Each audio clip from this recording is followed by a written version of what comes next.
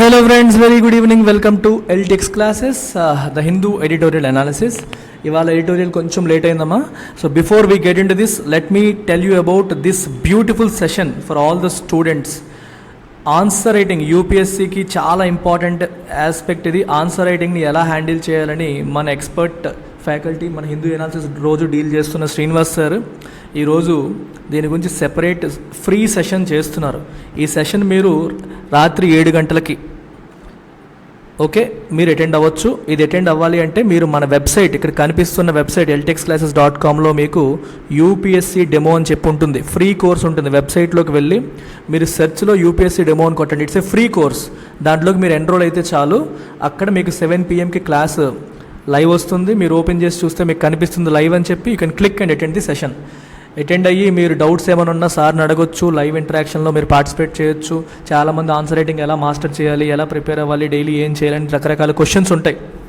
దానికి అవసరమైన strategy, resources, approach అన్నీ కూడా సార్ క్లాస్లో డీల్ చేస్తారు. మీరు లైవ్లో సార్తో మాట్లాడి మీరు వివరాలు కనుక్కోవచ్చు.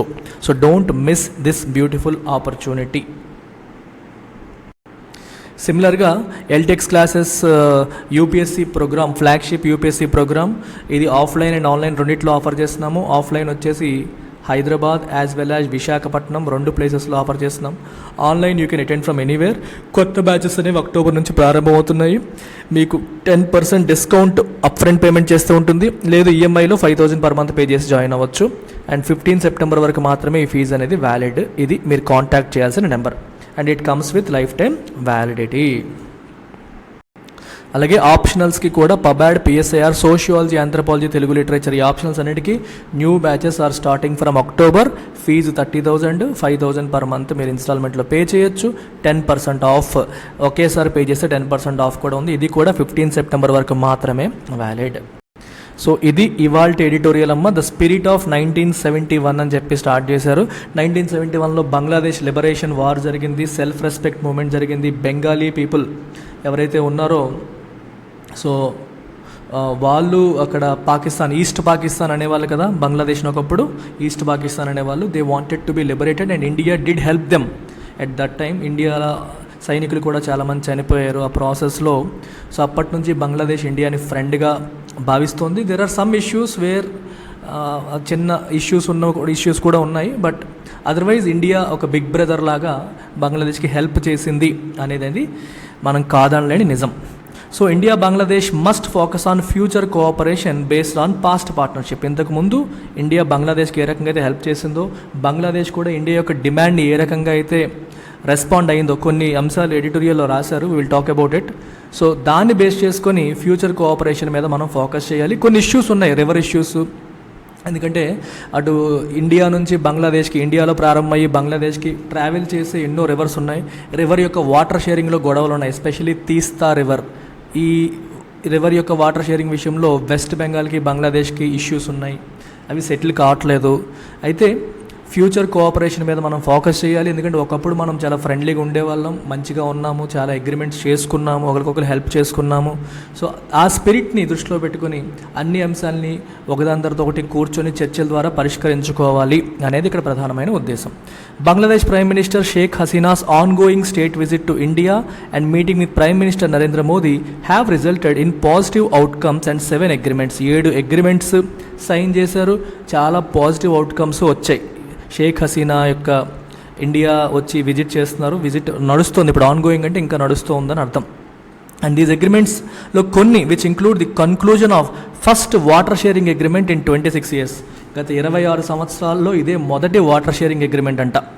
And the launch of free trade agreement talks. Free trade agreement చేసుకుందామని చెప్పి టాక్స్ కూడా స్టార్ట్ అయ్యాయి. ఫ్రీ ట్రేడ్ అంటే మీకు బంగ్లాదేశ్ నుంచి ఇండియాకి ఏదన్నా వాళ్ళు మనకి ఎక్స్పోర్ట్ చేసినా, మనం వాళ్ళకి ఏమైనా ఎక్స్పోర్ట్ చేసినా సరే దానిపైన టారిఫ్స్ అనేవి ఉండకూడదు. అంటే సుంకాలు అనేవి లేకుండా లేదా తక్కువ సుంకాలు ఉండేటట్టుగా మెల్లమెల్లగా తగ్గించుకుంటూ వెళ్దామని చెప్పి చర్చలు మొదలయ్యాయి. అగ్రిమెంట్స్ అయిన అవ్వలేదు కానీ చర్చలు మొదలయ్యాయి. And infrastructure projects particularly in the railway sector. So railway సెక్టార్లో ఇన్ఫ్రా గురించి free trade agreement talk start అయ్యాయి. వాటర్ షేరింగ్ అగ్రిమెంట్ కూడా గత 26 సంవత్సరాల్లో మొదటి వాటర్ షేరింగ్ అగ్రిమెంట్ కూడా సైన్ చేశారు. అయితే వాటర్ షేరింగ్ అగ్రిమెంట్ అనేది దేనిపైనమ్మా? On Kushiara. Which was preceded by the first joint river commission meeting in 12 years. ఈ కుషియారా వాటర్ షేరింగ్ అగ్రిమెంట్ అనేది ఇప్పుడు సైన్ చేశారు. దీనికంటే ముందు ఏం జరిగిందంటే first joint river commission meeting జరిగింది 12 సంవత్సరాల్లో. అంటే ఈ ఫస్ట్ అంటే వాళ్ళ వైపు నుంచి కొంతమంది, మన వైపు నుంచి కొంతమంది కలిపి జాయింట్ కమిషన్ ఏర్పాటు చేసి డిస్కషన్స్ అనేవి జరిగాయి. So it is a particularly hopeful sign on resolving water management issues ఎక్కువ ఉన్నాయి వాళ్ళకి మనకి మధ్యలో. ఎందుకంటే 54 ట్రాన్స్ బౌండరీ రివర్స్ ఉన్నాయి. ఇట్స్ ఎ కంటెన్షియస్ ఇష్యూ, అంటే వివాదాస్పదమైన అంశం ఇది. 54 ట్రాన్స్ బౌండరీ రివర్స్ ఉన్నాయి. సో కాబట్టి ఇప్పుడు ఒక నది విషయంలో మనకి వాటర్ షేరింగ్ అగ్రిమెంట్ జరిగింది కాబట్టి మిగిలిన వాటి విషయంలో కూడా ఫ్యూచర్లో జరుగుతుంది అన్న హోప్ఫుల్ సైన్ మనకి వచ్చిందని చెప్పొచ్చు. While there has been a smaller agreement on the withdrawal of 1.82 cusecs from the Feni in the interim period, the Kushiara agreement is the first time the center has been able to bring on board Assam and other northeastern states for agreement since the 1996 Ganga Water Treaty. 1996లో Ganga water treaty అయిన తర్వాత ఇప్పుడు మన north eastern states, Assam, other north eastern స్టేట్స్ని కూడా మీటింగ్లోకి తీసుకొచ్చి డిస్కషన్లోకి తీసుకొచ్చి ఈ అగ్రిమెంట్ అయ్యేలాగా చేసింది. ఇంకో చిన్న అగ్రిమెంట్ కూడా జరిగింది దేనిపైన, from the Feni 1.82 cusecs water withdrawal విషయంలో కూడా ఇంకో స్మాల్ అగ్రిమెంట్ కూడా జరిగిందని చెప్తున్నారు. హౌవెవర్ మోస్ట్ ఇంపార్టెంట్ ఏది, తీస్తా agreement of 2011 held up by the west Bengal remains ఎల్యూజివ్. ఇది మాత్రం ఇంకా జరగలేదు. ఎల్యూజివ్ అంటే అందని ద్రాక్షగా ఉండిపోయింది. ఎల్యూజివ్ గ్రేప్ అంటారు, అందని ద్రాక్ష. ఇది ఇంకా ఫుల్ఫిల్ అవ్వలేదు. A point miss Hasina made several times. తను ఎప్పటి నుంచో అంటుంది తీస్తా రివర్ అగ్రిమెంట్ కూడా జరిగిపోతే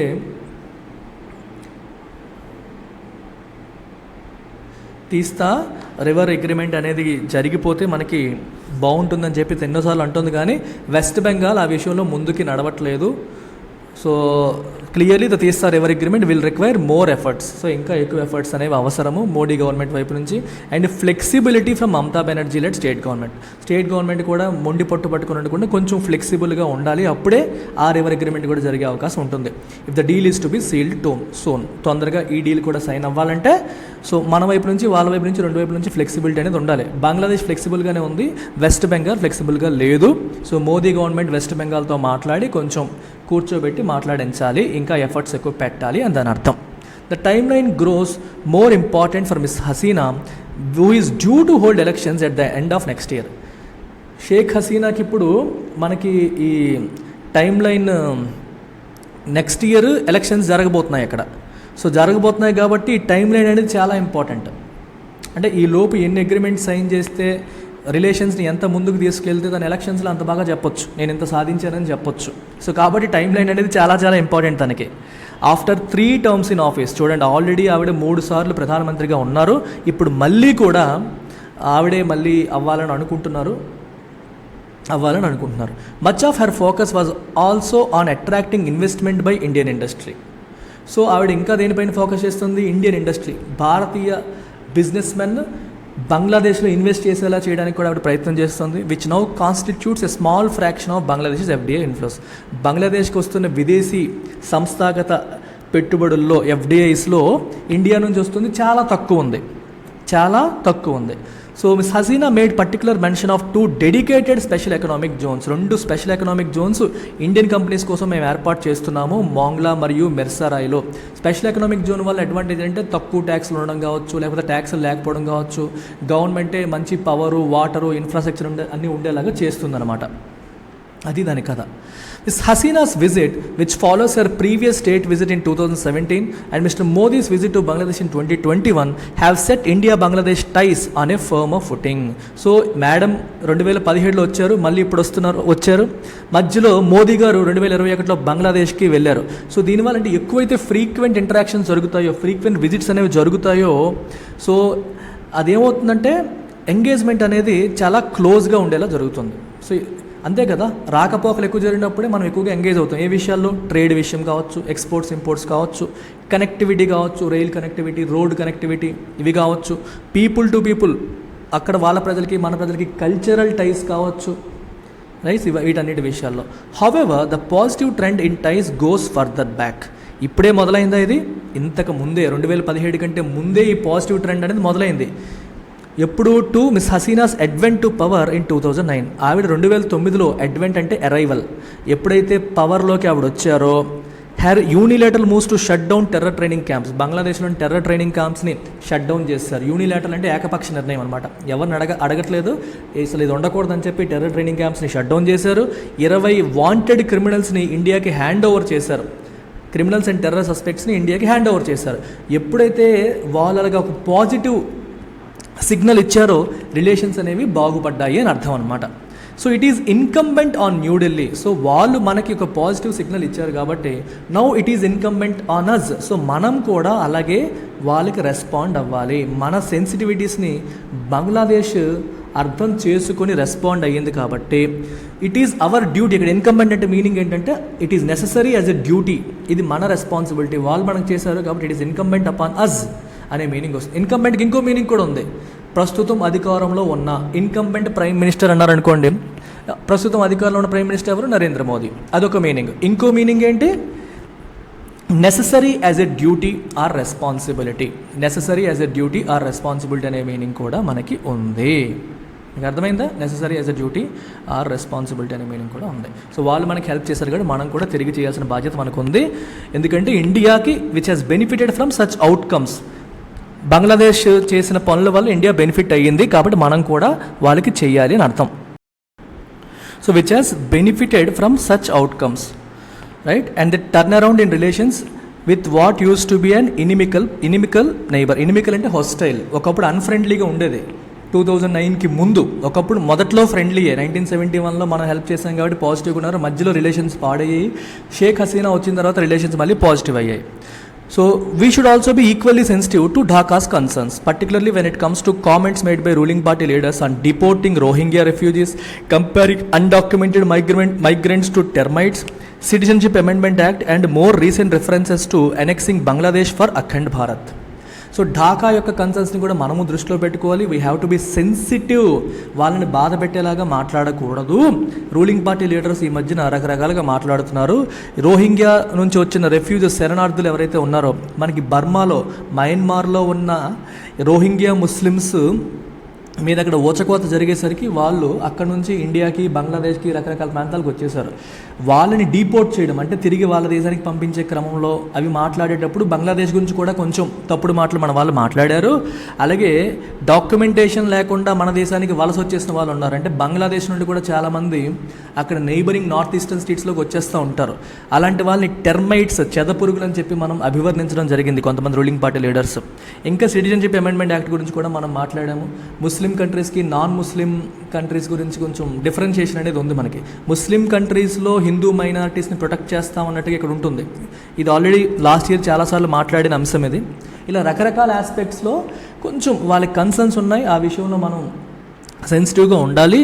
అండ్ మోర్ రీసెంట్లీ ఏమంటారంటే బంగ్లాదేశ్ని భారతదేశంలో కలిపేయాలి. ఎనెక్స్ అంటే కలిపేసుకోవడం.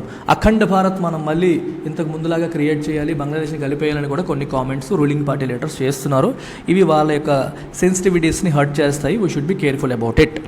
While cross-border sensitivities in South Asia often run high over such political rhetoric, it is necessary that New Delhi and Dhaka remain focused on their future cooperation built on their past partnership and what is referred to as the spirit of 1971. 1971 యొక్క స్ఫూర్తిని మనం గుర్తుపెట్టుకొని ఆ past పార్ట్నర్షిప్ని దృష్టి పెట్టుకొని future cooperation మనం build చేసుకోవాలి. ఈ పొలిటికల్ రెటారిక్ అంటే స్పీచెస్, ఇవి ఆల్రెడీ ఎప్పుడు ఇలాగే జరుగుతూ ఉంటాయి. సౌత్ ఏషియాలో లీడర్స్ ఏదో ఒకటి వాగుతూ ఉంటారు, అవి ఎలాగో జరుగుతూ ఉంటాయి. కానీ వాటిని పక్కన పెట్టేసి మన పాస్ట్ పార్ట్నర్షిప్ని దృష్టిలో పెట్టుకొని ఫ్యూచర్ కోఆపరేషన్ని బిల్డ్ చేసుకోవాలి అని ఇక్కడ ఫైనల్గా చెప్తున్నారనమాట. సో మీ అందరికీ తెలుసు, this particular article that we have seen today comes under international relations general studies paper 2 UPSC mains. So simple straightforward question ఇచ్చాను. Try to answer this, reflect on various dimensions of India Bangladesh relations from 1971 to 2022. So మీరు various dimensions అని చెప్పినప్పుడు you have to talk about cultural dimension, economic dimension, social dimension, అన్ని ఆస్పెక్ట్స్లో మీరు answer రాసి పెట్టాలి. అప్పుడే మీకు స్కోర్లు అనేవి వస్తాయి. So remember this. అండ్ అలాగే మన ఆన్సర్ రైటింగ్ స్కిల్స్ మీరు బిల్డ్ చేసుకోవాలి అనుకుంటే we have a beautiful ultimate answer writing course. ఇందులో మీకు స్టాటిక్ పోర్షన్ అండ్ డైనమిక్ అంటే మీకు ఎడిటోరియల్స్, యోజన, కురుక్షేత్ర వీటి నుంచి వచ్చే ఆర్టికల్స్ని కూడా కవర్ చేసి అప్రోచ్ చెప్పి మీతో ఆన్సర్స్ రాయిపించి వాటిని కరెక్ట్ చేసి ఫీడ్బ్యాక్ కూడా ఇవ్వడం జరుగుతుంది. సో మీకు టోటల్ 1250 మార్క్స్కి కూడా ఎంటైర్ కవరేజ్ అనేది ఉంటుంది. కేవలం 10,000 రూపీస్ మాత్రమే దీని యొక్క ఫీజు. అలాగే ultimate current affairs prelims as well as mains, only prelims కాకుండా ప్రిలిమ్స్ అండ్ మెయిన్స్ రెండింటిని కవర్ చేస్తూ కూడా మనకి ultimate current affairs course run చేస్తున్నాం. ఇది కూడా కేవలం 10,000 రూపీసే.